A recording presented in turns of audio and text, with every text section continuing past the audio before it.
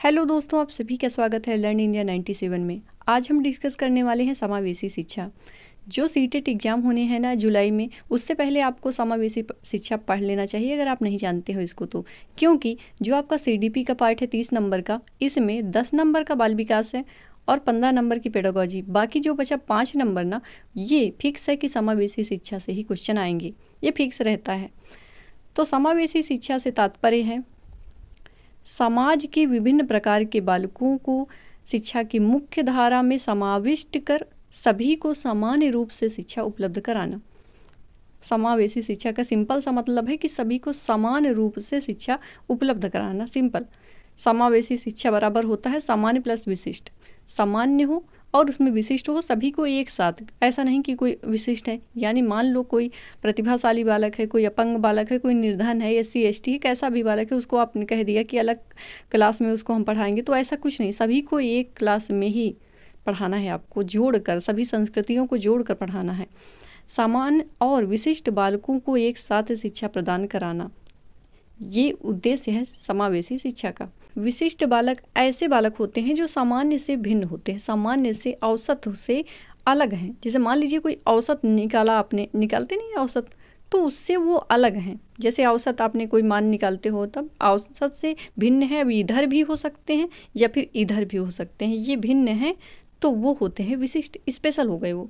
भिन्नता निर्धन हो गए, जैसे वंचित हो गए। वंचित यानी उनको मूलभूत जो आवश्यकताएं होती हैं इंसान की, उससे भी वो वंचित रह गए, तो वो वंचित बालक हैं। पिछड़े बालक, SC ST आदि, ये विभिन्नता होती है।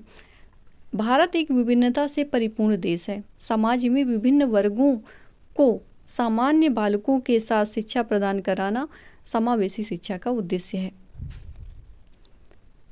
इसकी विशेषताएं हैं। समावेशी शिक्षा विभिन्नता को प्रोत्साहित करती है।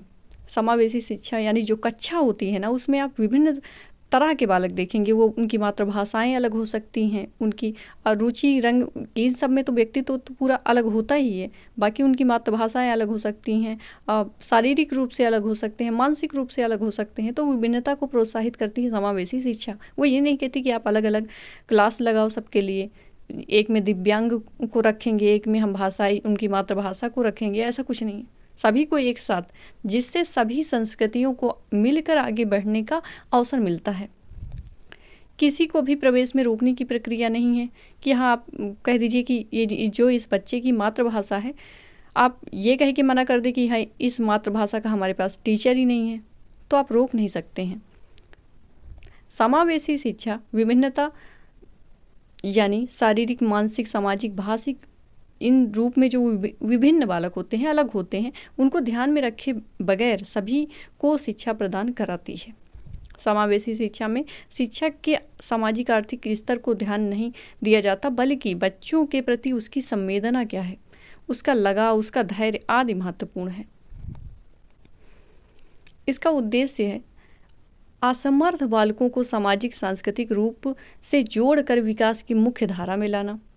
ये समावेशी शिक्षा का उद्देश्य है। बालकों में जागरूकता, उत्सुकता की भावना का विकास करना, बालकों को स्वावलंबी और आत्मनिर्भर बनाना। ऐसा नहीं कि कोई वंचित रह गया या फिर कोई विशिष्ट है शारीरिक रूप से, तो हम उसको मतलब वो हीनता से भर जाए, ऐसा नहीं। उसको स्वावलंबी और आत्मनिर्भर बनाएं ताकि वो जीवन में वो भी कुछ कर पाए, अपने पैरों पर खड़ा हो पाए। एकता और भाईचारे की भावना, ये मतलब बात नहीं कि तुम्हारी मातृभाषा अलग है तो तुम अलग हो, जाति अलग है तो अलग। वैसे भी विभिन्नता तो बहुत सारी है भारत में, जातियों, कितनी सारी जातियों में बांट दिया है।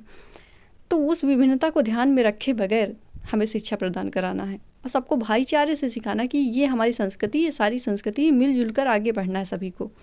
सभी में देश के प्रति एक प्रेम, अखंडता के महत्व को समझाना है।